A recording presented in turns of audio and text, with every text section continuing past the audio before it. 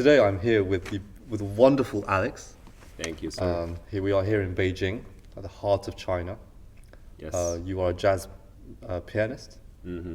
and I actually saw you perform the other week Yes. at the place called the Bricks The Bricks. Yes. with an amazing jazz singer, She's great. Yeah. and Ting. yeah, Yeah. and I just enjoyed that evening so much. Thank you very much. The first thing I'm curious about is your transition from Uh-huh. being a classical pianist to being a jazz pianist. Yes. So can you talk about your journey from, as a child and when you... Yeah. Of course. So basically, actually, my first music lover is rock and roll Rock and roll? because I was basically like sort of considered a bad student in school, and I rock and roll was something that was really touching me, and I felt like there's a lot of like very strong emotions, and that was like my exit to a lot of things, and so I started with guitar actually, and I was practicing crazy, like 6 hours a day. And then while I was exploring like recordings, all different like rock musicians, I slowly got to know there's a thing called jazz. And actually there was once, there's a French jazz pianist, his name is Michel Petrucciani. And I think I saw like his concert on TV. It was not live concert, of course, it was recording. But at that moment I was like, okay, this is what I want to do for the rest of my life. And How old were you at that time? I was 19. 19? Yes. And then I went to a piano teacher, and he was majorly teaching classical piano, but he could do jazz too.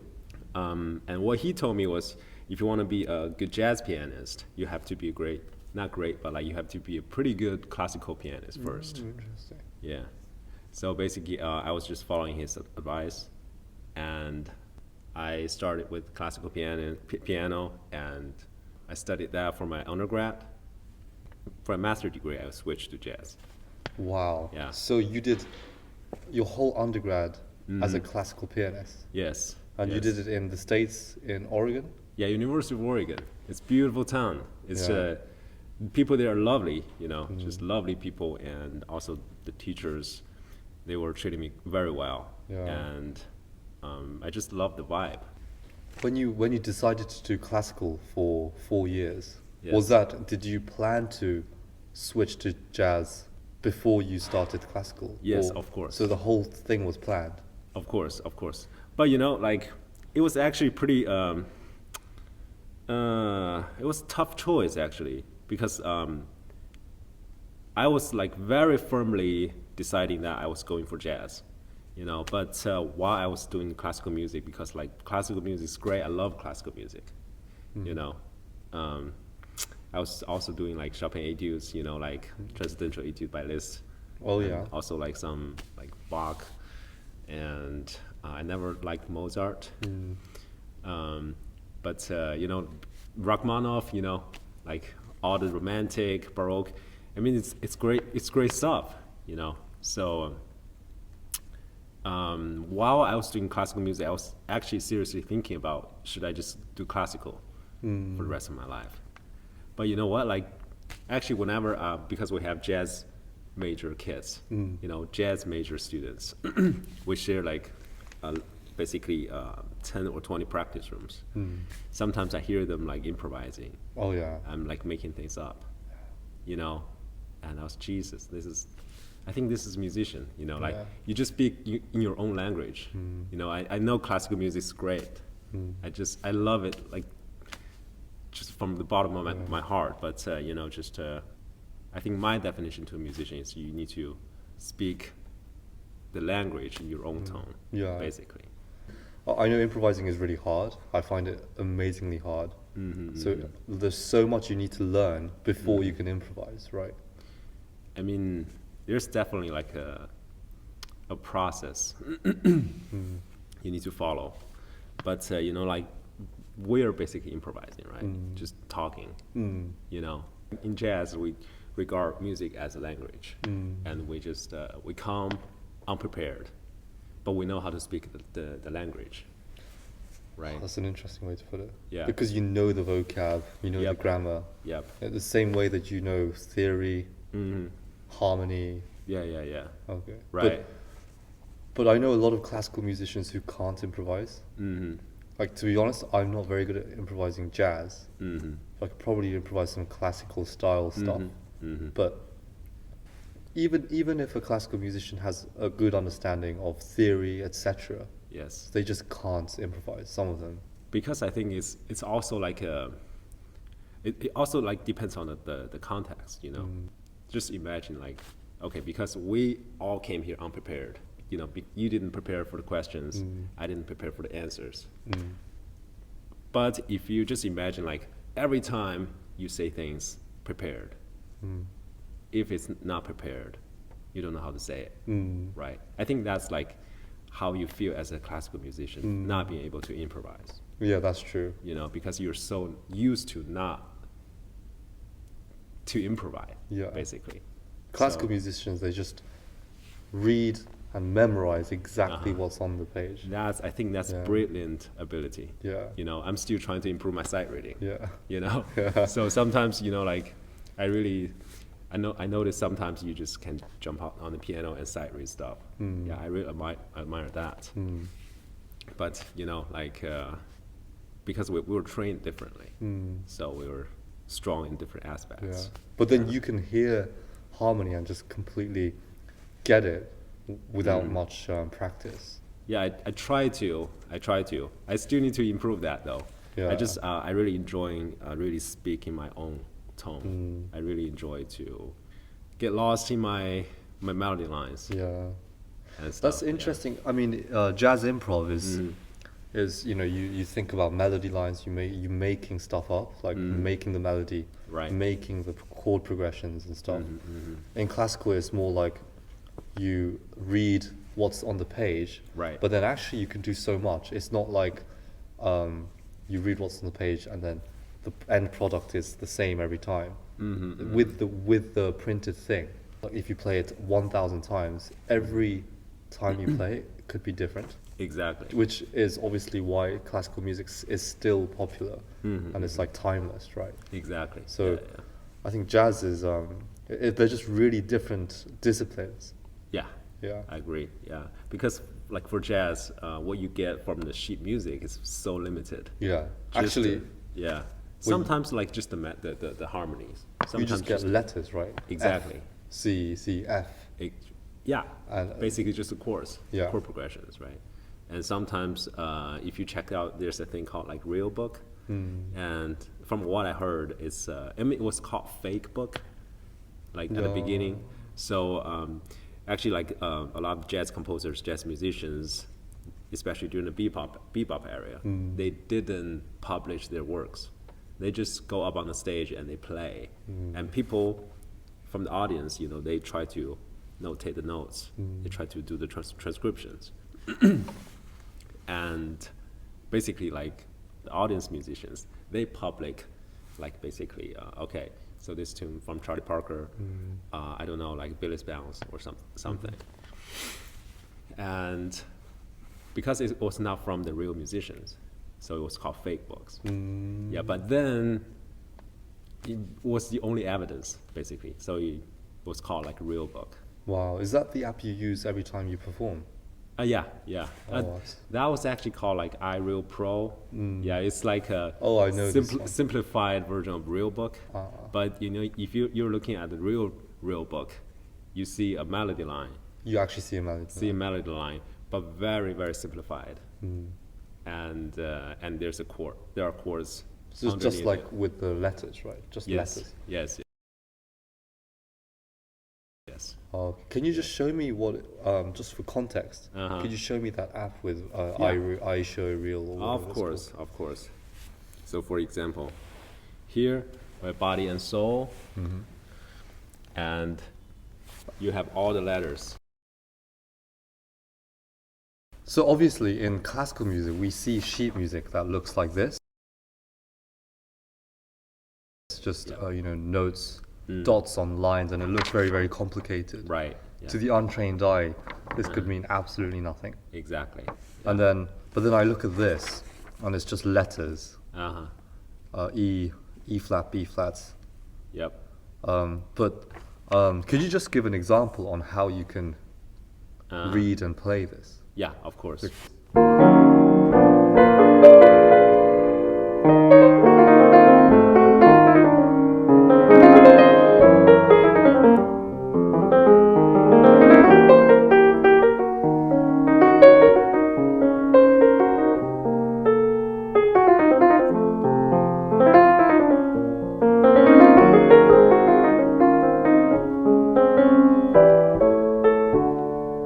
Something like that. That was super interesting. I feel like when you played, you looked at those, and then the left hand kind of automatically played so smoothly the harmonies, and then the right hand knew exactly kind of what to play, even though it was all made up. You had scales in there. Yeah. So what was going through your head when you actually improvised like that? Basically, I think that's like was different between like classical training and jazz training. Like we built like very detailed muscle memories. You know, just when you see this chord, like, okay, you know what to do. You have different options like that pop up, and you just like subconsciously or like by your because you're always listening to the music very carefully. You know, you're trying your best to listen to every details, and I think you just go with the instinct. Pick one of your best muscle memory that fits the music. It's interesting you say muscle memory, because that sounds like a very classical term. You know, often as a classical musician, you learn the music, Exactly. and then because it's so fast, you're not really thinking about every little semiquaver, right? Or a 16th note, or whatever you call it. Exactly. But like for us, it's muscle memory. All of those fast passages, like especially when we play Rachmaninoff. But then, I thought as jazz musicians, you're completely making everything on the spot. But actually, it's interesting you say it's muscle memory. So are they like built-in patterns that you've practiced over the years, or what do you mean by that's muscle a great memory? question, because I think muscle memory is everywhere. It's I mean, not to mention this is something outside of your body, even inside of your body. You know, when you're talking, when you're speaking in certain language, you're using muscle memory. You know, true, right? Probably you don't realize it, but you have already said maybe just the word "sad," "sad," you know, like 1,000 billion times, right? But you were like actually building this muscle memory, and without even realizing it, you know. So basically, in jazz, we just consciously build up this very little muscle memories. That's interesting. So when we want to speak up, you know, we can use the tools. So the tools are so familiar, it's like built into your system. Yeah. And then when you see certain patterns, you just instantly know subconsciously that it just automatically plays. That's through. the ideal situation. Right. Yeah. The only person I think can do this perfectly. I mean, of course, we have like tons of great jazz musicians. They all master in different aspects. But just when we're talking about the muscle memory and just the execution and just the instinct and just basically just the creating the vibe and really get lost in the music, I think probably the best person is Keith Jarrett. Keith Jarrett. Yeah. It's interesting you talk about Keith Jarrett a lot. He was also a classical pianist. Right. And I've also listened to his jazz album. But his Bach album is super as well. Yes. So he's so trained. It's like his muscle memory. So his like Bible, his dictionary would be just out of this world, right? Probably the thickest in the world. The thickest, yeah. So do you think he can just adapt to whatever he sees? Yeah, I mean, he's got so many things to just like. Yes, and he always pursue for the perfect conception of improvisation. You know, he's trying like basically the opposite. You know, as like normal musicians do. We try to be there as prepared as possible. He was trying the opposite. He was trying his best to be the opposite. Really? To be, I don't know, as much unprepared as possible. What do you mean by that? He was trying to be unprepared. He was trying to basically make things from complete nothing. Just make things up from complete nothing, Right. from zero. But because his foundation of knowledge and theory and jazz theory is so good, Yes. so if you start from nothing, he's got like the whole world to show. Yes. I think so. I think that's a good way to put it. Right. Yeah. I think you're actually getting to a very deep point in jazz. Actually, Herbie Hancock, he was playing with Miles Davis, and he said Miles Davis can make every wrong chord right. And he said there was a moment he was playing basically a wrong chord, and he got scared of it. He was like, "Oh my God, I just played the wrong chord, and it sounds terrible." And trumpet is like just melodic instrument. Yeah. You can only play one note at a time. But Miles Davis played one note that made everything beautiful. And he said like that was magic. And then he realized there was no wrong chords. It's just like you just need to find the right next chord or the right next note to make it sound good. In jazz, you have room to make mistakes, and then sometimes mistakes can sound good. Exactly. So in that moment, he must have made a mistake which he might have thought sounded bad, but then like you could actually turn that into something kind of sexy. Exactly. Yeah, I think that's life, right? Yeah, exactly. You just like you mess things up, right? But maybe something happens afterward that make it actually good. Yeah. So I don't know. It's life. Jazz is like very similar to life. Just make things up, and most of the times you're unprepared and you don't know what's going to happen on the stage. Yeah, life is a stage too. Yeah.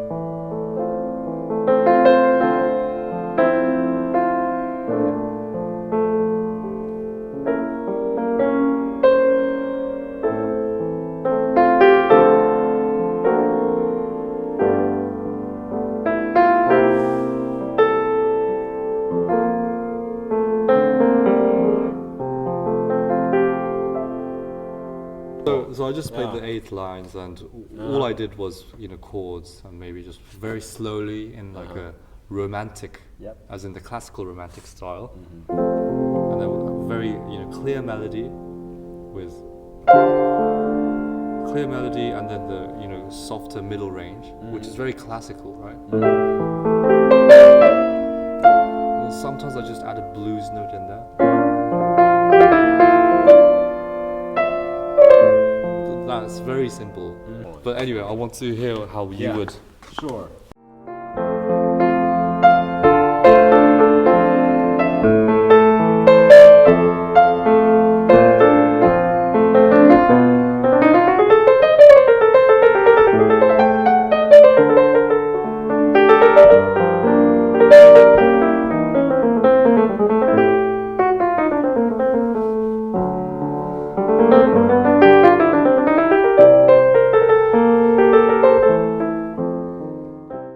So when I observe you playing, I can definitely hear Keith Jarrett with the volume. The volume. Okay. Yeah. So sometimes Keith Jarrett, he just whacks out the melody line, and I can hear that tone in your playing. Also, his left hand. All of those like 10th chords you're doing. There's that as well. But then I can hear other influences which is not Keith Jarrett. Yeah. So some of your fast run scales, and the way you do it as well is not Keith Jarrett. There must be other influences in your playing. Can you tell me about that? Of course, I love to, and he's actually a very important person in my life, and I think I see him as first of all, his name is Beka Gotchishvili. He's from Georgia, From country Georgia. Oh, next to Russia. Yeah. And he's a genius. Like he's, I mean, he was already like, I think he was already like a world-class player when he was even like a child.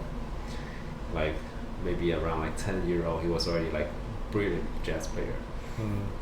I was so shocked. How I got to know him was actually very interested in learning one of Keith Jarrett songs. So I was just basically looking for different people playing that tune, and actually the first one from the YouTube result was him.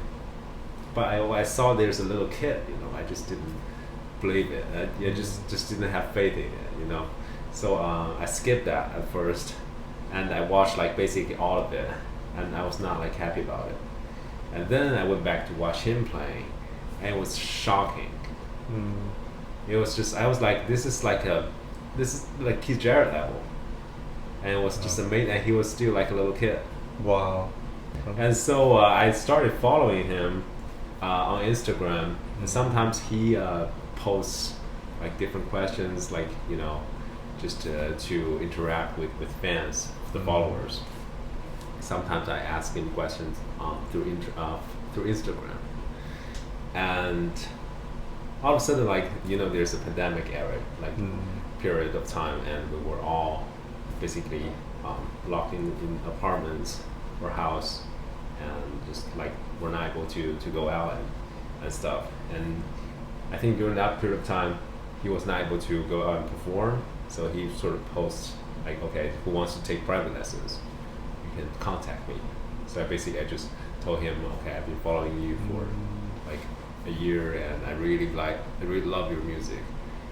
And I mean, he's such a nice person, and he just called me like almost instantly, and we had like such a good chat, like because we all like love Keith Jarrett, and Keith Jarrett is actually his like biggest influence too.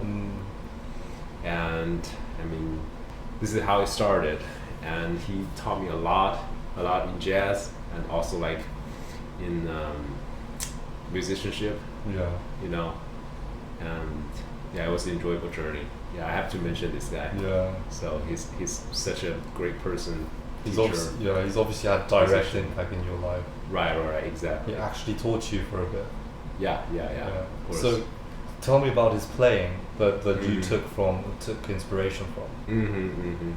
His playing is very, especially like, I would say like early Becca was very similar to Keith Jarrett, because like basically that was just like what I'm doing right now to my music. Like basically Keith Jarrett was what he was listening to while he was around like I don't know, like I think he started listening to Keith Jarrett around like 3 to 5, so starting from a very young age, and he could understand that level of music. It was impressive.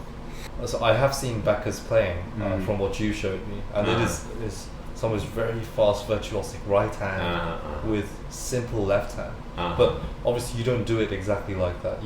I think you take some of his fast passages, ideas, but you don't necessarily take his sound, for example. You don't take his left hand ideas. So it's like you have a very big mix of these influences, yet he's also influenced by Keith Jarrett. So tell me about his playing that you took directly. You heard Keith Jarrett.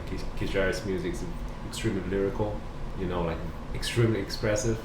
Also I think Becca also has it, and I think Becca has more like a progressive style, just he tends to go out a lot. He tends to add a lot of like different chords into the original music. He tends to reharmonize the music, and his left hand technique is incredible too, but he just usually doesn't show that, because when you play with bass player and drum player and You almost don't need it. You don't need it. Yeah. Yeah, you just need it because we have the sound part, right? The Yeah. bass, chords, melody, and saxophone. Of course, like drum is controlling the entire dynamic and the groove and Yeah. stuff. How is it working as a jazz musician in Beijing? Mm-hmm. Obviously, you go out gigging a lot. You're in the circle of jazz musicians that seem very small. I mean, even I know some of them, then you know all of them, and it's a very small circle you're working with. How's life like as a jazz musician in Beijing? Playing jazz is always fun for me. Yeah, it's always enjoyable. One of the most enjoyable things in the world to me. So So when you turn up tired to a gig, yeah, after a full day of work, you still have energy because it's so enjoyable. it is enjoyable. Yeah, but usually I take a nap after work Yeah. just to get prepared. Yeah. So Wow. So basically, you have 2 full-time jobs. basically, but I don't book any jazz gigs myself. Basically, just like other musicians, they call me on, and the singers or like some like saxophone players, guitar players, or some even piano players, when they cannot make it, they ask me if I have time to sub them. I think it's really good that you are asked to play. It seems like to be in that circle of subbing Yeah. is a privilege, and I imagine it's quite competitive as well. So you're obviously in that community already. I'm lucky. I mean, they're all lovely people. Yeah. The jazz musicians. I mean, if you want to do jazz, if you want to play jazz gigs, of course, like we don't have too many of jazz audience. It's still like a very small amount of people who listen to jazz, and basically you're not shooting for money. Yeah. So why are you still doing jazz? Like you must love it so much, Yeah. right? So I think all jazz musicians are lovely. I think they are. I mean, Yeah. often when I go to a jazz gig to enjoy Right. to enjoy the show, I just see the same people, or bits of the same people. Yeah. Like combinations of the people I've seen before, but it's always the same. Yeah. But I think that's really nice. Yeah, I think so. But you guys help each other, just like in anything, classical music or in Exactly. other disciplines as well. Yeah, music lovers. Yeah. Basically just. But there's competition too, I guess, because we're trying to be the best versions of ourselves. Yeah.